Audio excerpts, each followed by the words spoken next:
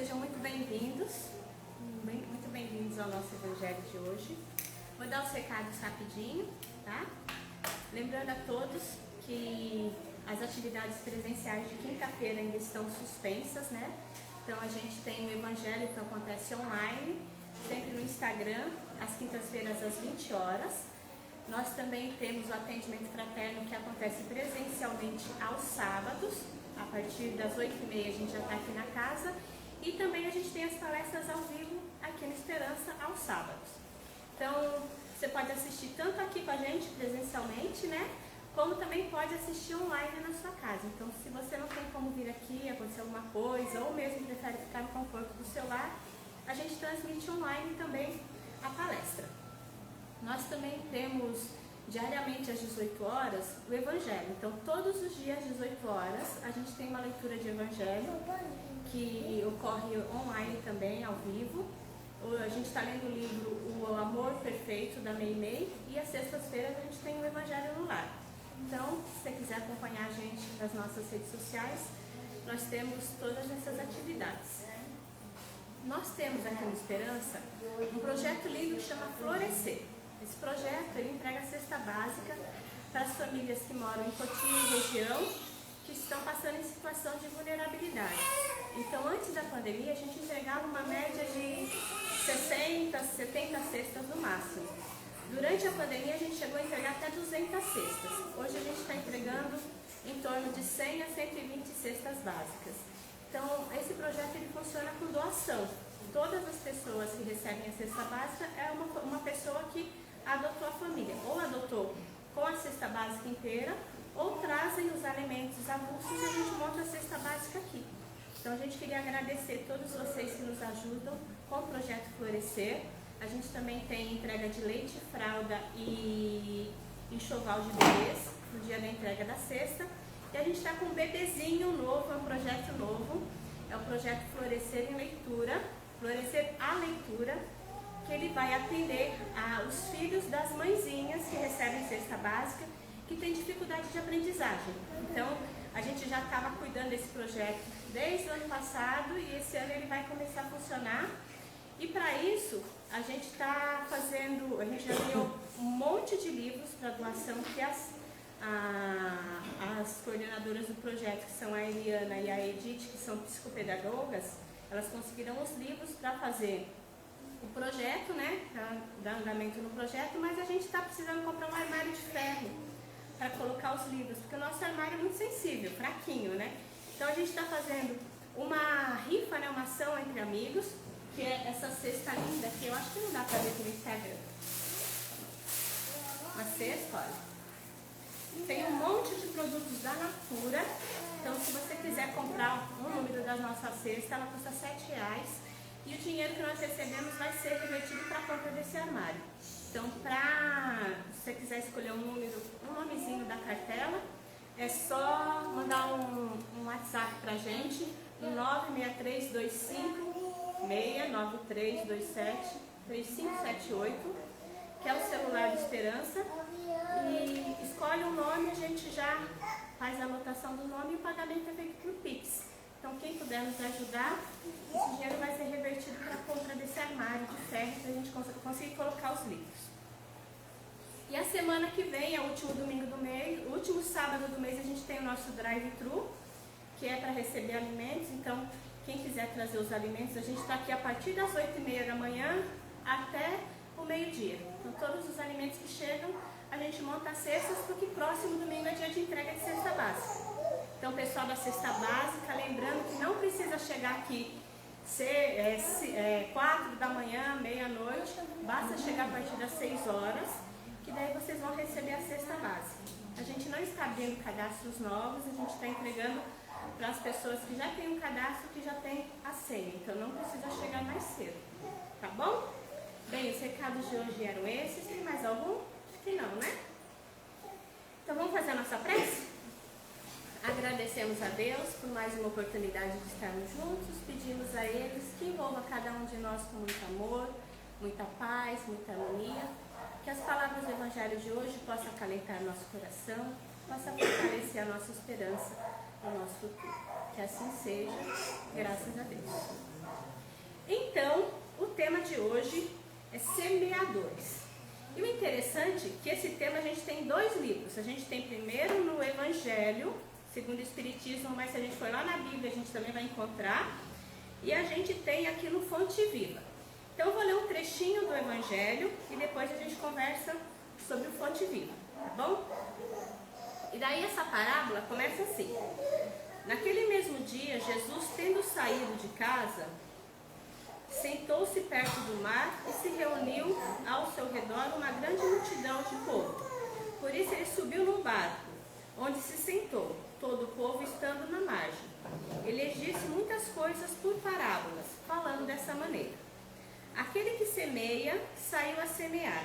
Enquanto semeava, uma parte da semente caiu ao longo do caminho, e vindo os pássaros do céu a comeram. Outra caiu nos lugares pedregosos, onde não havia terra, e logo nasceu, porque a terra onde estava não tinha profundidade. Mas o sol, tendo se erguido em seguida, a queimou, e como não tinha raiz, secou. Outra caiu nos espinheiros, e os espinhos, vindo a crescer, a sufocaram. Outra, enfim, caiu na terra boa, deu frutos, alguns grãos rendendo 100 por 1, outros 60 e outros 30. Que ouça aquele que tem ouvidos para ouvir.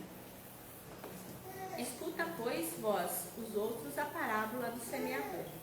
Daí, se a gente for procurar, ela está em Mateus, lá na Bíblia, capítulo 13, versículo 1 a 9. E também está em Mateus, capítulo 8, de 18 a 23. E daí, a gente quando pensa na parábola do semeador, não sei se acontece isso com vocês, mas daí eu fico pensando assim, saiu uma pessoa com uma bolsinha cheia de sementes e saiu jogando semente, né? Aleatoriamente foi jogando as sementes. Não sei se é isso que vocês pensam, mas eu quando vejo essa parábola, eu leio essa parábola, eu imagino isso, né? E daí a gente para e pensa por que Jesus foi falar uma história reuniu todo o povo lá e foi falar uma história de um agricultor, né? Porque a parábola do semeador é a parábola de um agricultor. Por que ele foi falar isso? Porque se a gente olha com esse olhar simples nosso, sem tentar entender o que Jesus estava querendo dizer, ele está contando a história de um agricultor que não tinha muita experiência. Porque o agricultor que tem experiência, ele vai arar o solo, ele vai adubar o solo, ele não vai sair jogando as sementes em qualquer lugar. Alguém já plantou alguma coisa em casa? Pelo menos um feijão na escola a gente já plantou, né? Todo mundo fez na escola aquela experiência do feijão. Que a gente coloca o algodãozinho, o feijãozinho e ele vai brotar. Mas tem gente que tem horta de verdade, né? Uma hortona. E quando a gente planta, a gente escolhe o melhor terreno, né? Que a terra seja fofinha, a gente água, a gente tira as pedras. Se a gente deixar uma pedra no fundo do vaso, é para poder a água não ficar parada ali, né? Que é para escoar. Então a gente prepara o solo.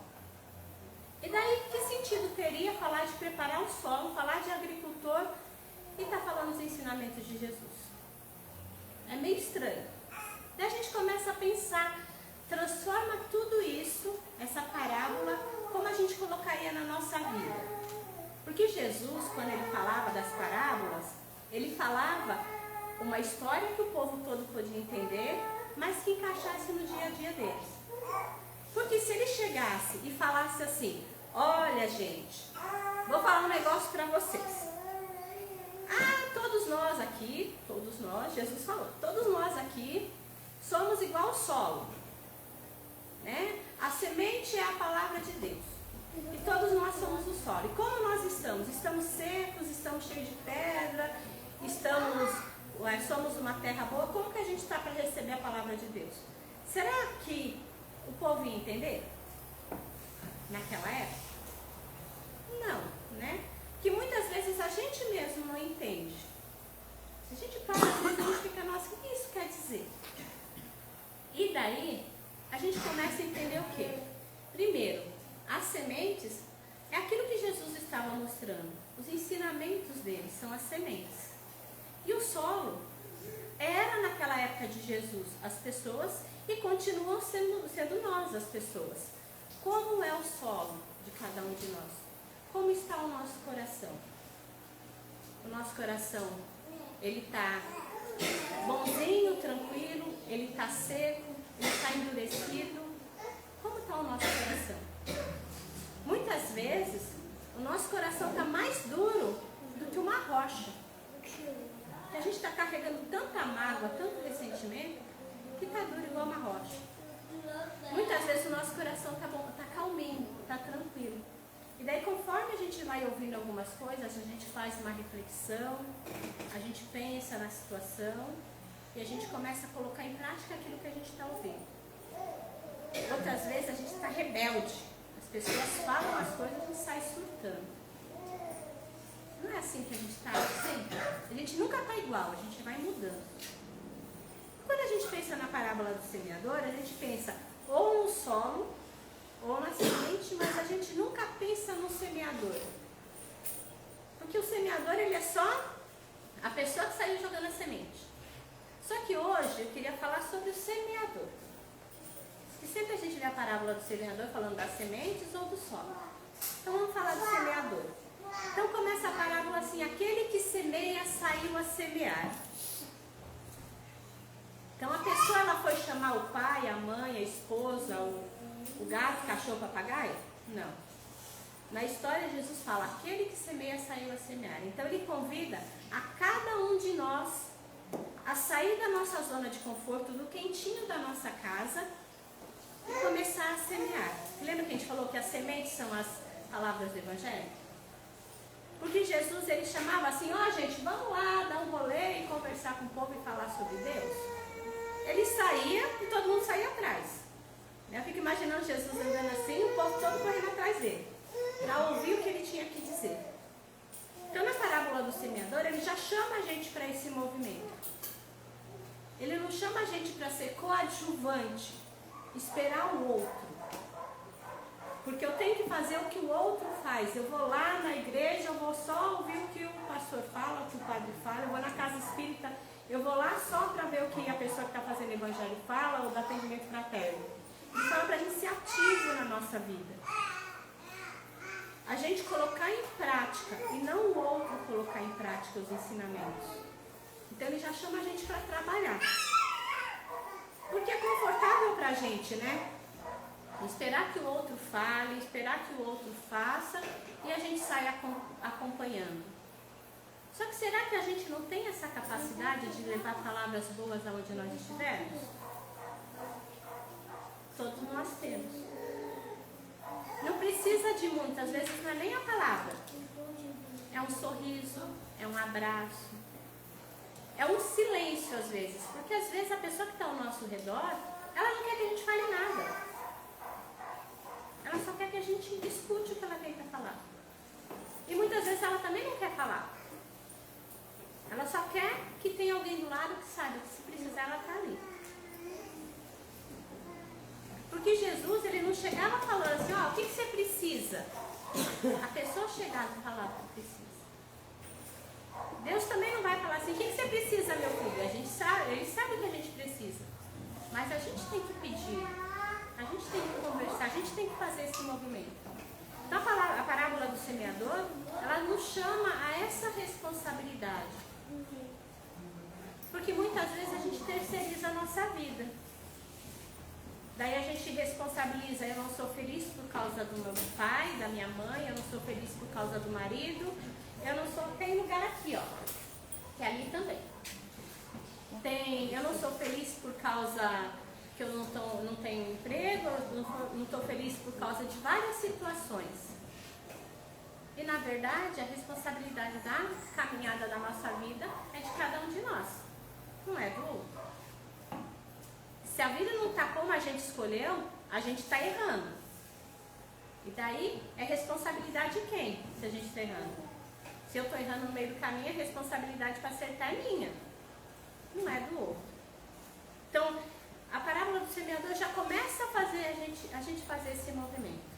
E daí, quando a gente vai aqui no livro Fonte Viva, começa assim: todo ensinamento do Divino Mestre é profundo e sublime na menor expressão, quando se dispõe a contar a parábola do semeador, começa ensinando de inestimável importância o que vale a pena lembrar. Não nos fala que o semeador deve agir através do contato com terceiras pessoas, e sim que ele mesmo saiu a semear, transferindo a imagem para o solo do espírito em tantos imperativos de renovação. Convida os obreiros da boa obra à santificante lavoura da elevação.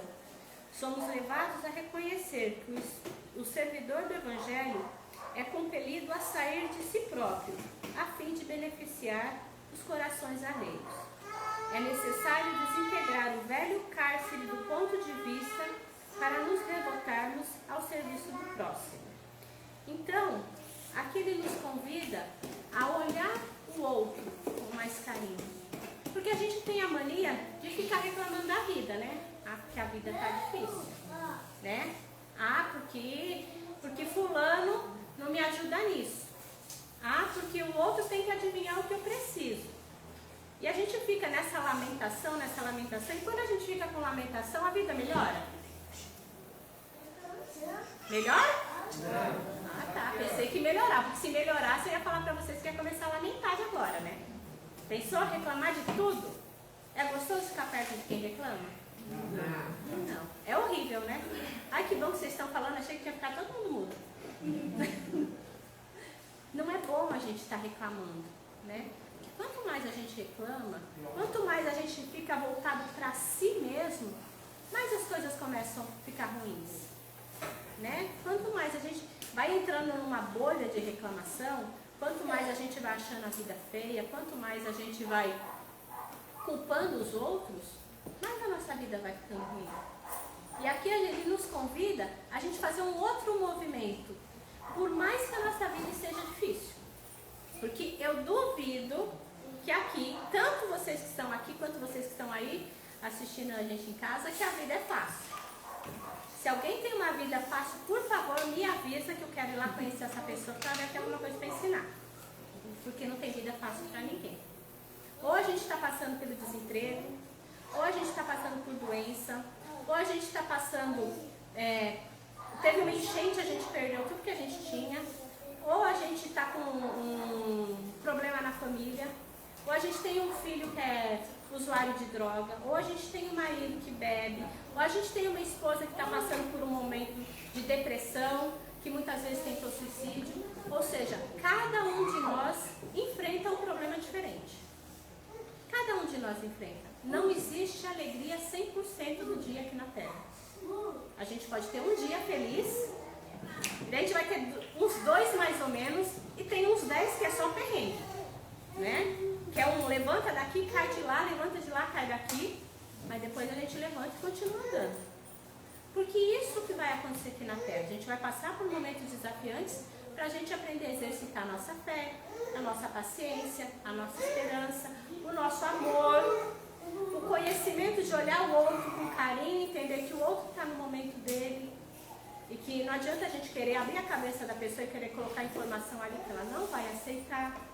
Então, amar incondicionalmente a pessoa do jeito que ela é. Então, cada um passa por momentos desafiantes. E se a gente olha só para o nosso problema, a gente vai achar que o problema nosso vai ser maior. Porque a gente tem uma tendência de exagerar, a gente não tem? Fala que não.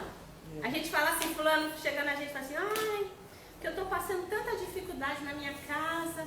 A gente já vira, você, menina, imagina. Você não sabe o que aconteceu comigo essa semana? Daí a gente pega o nosso problema, deixa desse tamanho, né? Sim. E o problema do coitado que foi lá pedir um apoio, a gente deixa desse tamanho. Não existem problemas pequenos. Existe a forma como a gente encara ele.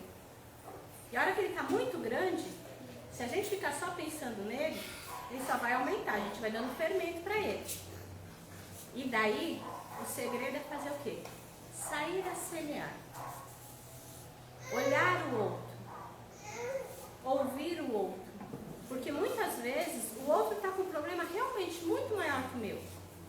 E eu vou encontrar no outro a força para enfrentar o meu problema. Que é isso que Jesus fala quando a gente sai de si e vai até o outro. E daí, ele continua assim: aprendendo a ciência de que nos retirarmos da escura cadeia do eu e excursionarmos através do grande continente denominado interesse geral, é na infinita extensão dele encontramos a terra das almas, sufocadas de espinheiros, raladas de pobreza, revestidas de pedra ou intoxicada de pântanos, oferecendo-nos a divina oportunidade de agir a benefício de todos. Foi nesse roteiro que o divino semeador pautou o ministério da luz, iniciando a celeste missão do auxílio entre humildes tratadores de animais e continuando-a através dos amigos de Nazaré e dos doutores de Jerusalém, dos fariseus palabrosos e dos pescadores simples, dos justos e dos injustos, ricos e pobres, doentes do corpo e da alma, velhos e jovens, mulheres e crianças. E daí, se a gente começa a pensar em Jesus, ele estaria hoje, vamos supor, imaginando que Jesus de repente reencarna aqui, né? Chega aqui, entra por essa porta e fala assim: ah, eu sou Jesus. Ou então está lá em algum outro lugar: eu sou Jesus. Onde ele estaria? Ele estaria naquele que está feliz em casa, que não está passando por nenhum problema? Ou ele estaria curando as dores daqueles que necessitam? Curando as dores. Porque ele não escolhia a pessoa. Poderia chegar nele, como falou aqui, os fariseus, os pobres, os ricos, independente da cor, da raça, do título que tivesse, se chegasse até ele, ia ser cuidado do mesmo jeito. Ele ia dar atenção do mesmo jeito. E por que a gente escolhe as pessoas? Né? A gente escolhe quem a gente quer ajudar. A gente escolhe quem a gente quer ouvir. Muitas vezes, aquela pessoa que chega surtando, gritando, a gente até vira as costas para ela e a gente não sabe o que ela está passando. Às vezes uma pessoa que se joga no mundo das drogas, a gente fala assim: aquela pessoa é usuário porque quer. E a gente não sabe o que ela está passando. Às vezes uma pessoa cai no mundo da prostituição e a gente fala assim: ah, está ganhando dinheiro fácil. Mas a gente não sabe quando ela chegou, o que ela precisou passar para chegar nesse mundo. Às vezes a gente vê um morador de rua e a gente fala assim: ah, é um vagabundo, não quer trabalhar. E a gente não sabe o que levou ele até essa situação. Às vezes a gente vê uma pessoa que se perdeu no mundo do crime. E a gente julga com os nossos olhos e a gente não sabe o que aconteceu. E se fosse Jesus, ele faria isso? Não. Ele estaria entre as prostitutas, entre os usuários de droga, entre os presidiários. Ele estaria fazendo uma coisa que a gente não faz. No estudo que eu tive essa semana, a gente faz um estudo sobre psicologia espírita e a gente estava falando sobre sombra e a gente falou sobre Jesus. E Jesus não era uma pessoa morna. Jesus não era uma pessoa que se acostumava com o que estava acontecendo e falava assim: ah, acontece porque Deus quis assim. Não. Ele era uma pessoa quente. Ele buscava a mudança. Ele buscava agir. Ele não se conformava. Ele era inconformado com as coisas.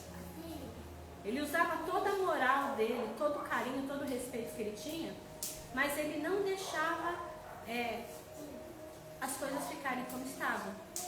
Porque se ele deixasse, a gente teria os ensinamentos dele hoje. Por que ele foi crucificado? Porque ele não se calou.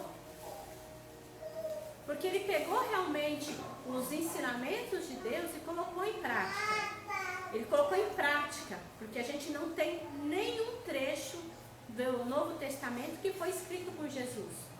Ele não parou e falou assim: bem, hoje eu vou escrever meu diário aqui, então hoje eu fui lá e falei a parábola do semeador e anotou lá tudo que ele falou. Existe alguma anotação dessa? Não. Porque ele fazia. Ele não esperava o outro fazer. E daí os outros iam anotando. Daí surgiu o Evangelho, o Novo Evangelho, né? O Novo Testamento. Que os apóstolos escreveram, outras pessoas escreveram. Mas ele não escreveu nenhuma linha, nenhuma letra. Ele só colocava em prática. E qual que é a função do Evangelho se ele é só esse papel aqui? Nada. Não serve para nada. O Evangelho ele tem função se a gente coloca em prática. Primeiro na nossa casa, com as pessoas que estão conosco, porque esses são os mais difíceis. Porque ser bonzinho do lado de fora é maravilhoso. É muito legal falar assim, eu dou cesta básica, porque eu ajudo os pobres, porque eu entrego sopa. É lindo fazer isso, porque eu estou mostrando para a sociedade que eu estou fazendo. E adianta eu fazer tudo isso e chegar em casa, bater no filho, xingar a esposa, xingar o marido, maltratar a mãe, maltratar o pai. Se eu tenho um idosinho em casa, se eu tenho um idosinho em casa, eu pego o dinheiro do idosinho, vou gastar e deixo o idosinho lá passando necessidade. Eu estou colocando em prática o Evangelho? Não. E a gente sabe que isso existe em todos os lugares. E isso faz a gente refletir como eu estou agindo dentro da minha casa com as pessoas que estão comigo.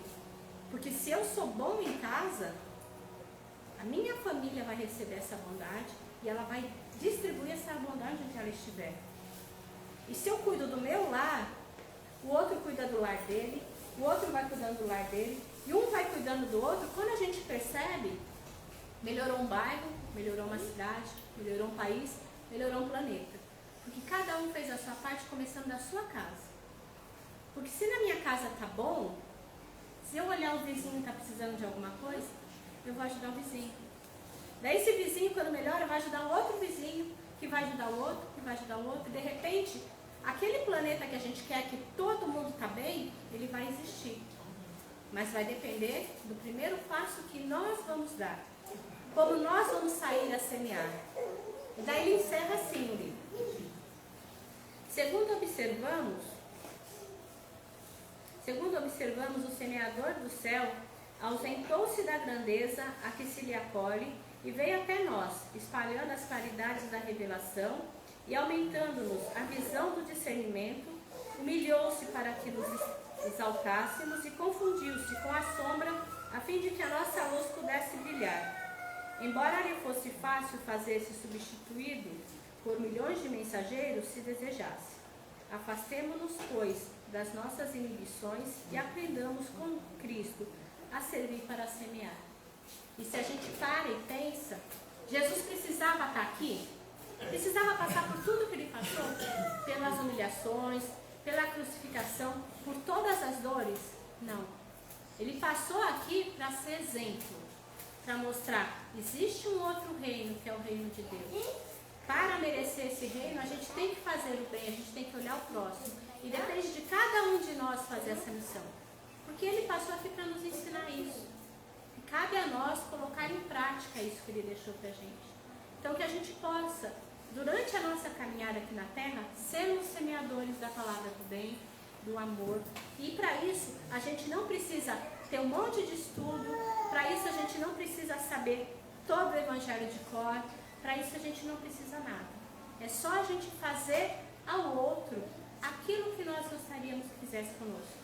Então, se eu gosto de ser tratado com carinho e com respeito, que eu trate o outro com carinho e com respeito.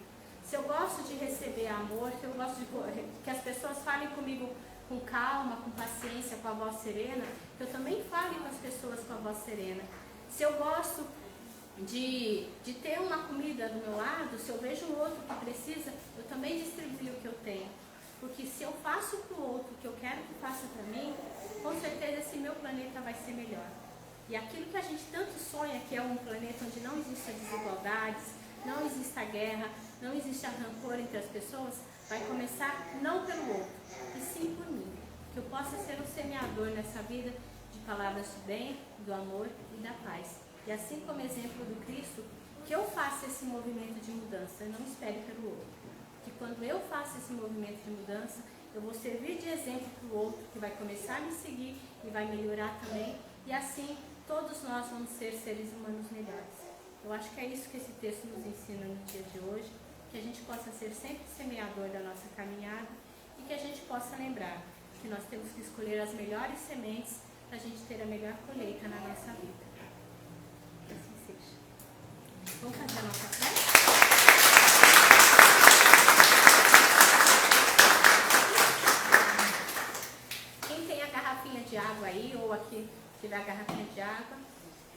finalzinho que a gente vai fluidificar, que a água fluidificada ela serve de remédio para o nosso corpo físico e espiritual. E assim agradecemos a Deus por mais um aprendizado, que durante a nossa caminhada aqui na Terra, nós possamos sempre ser pessoas que levam amor, a paz, a harmonia, aonde nós estivermos. Que nós possamos fazer brotar no nosso coração toda essa luz que cada um de nós tem. Que nós possamos lembrar que somos filhos amados por Deus. E com todo esse amor, nós temos que nos amar também. Entender que cada um aqui na Terra está no seu momento, mas que nós somos responsáveis pela nossa caminhada. Que a gente não deixe a nossa vida de lado, que a gente possa olhar a nossa caminhada, a nossa oportunidade de aprendizado com muito carinho. Que nós possamos nos amar e distribuir esse amor a todos aqueles que estiverem ao nosso redor. Pai, fluidifica a nossa água, que ela possa servir de remédio para o nosso corpo físico e espiritual. E que essas palavras que nós ouvimos hoje possa brilhar todos os dias na nossa vida e que todo esse amor possa envolver a todas as pessoas desse planeta. Que todos possam sentir o amor de Deus na sua caminhada. Que possamos ser sempre gratos pelos momentos felizes e pelos momentos desafiantes.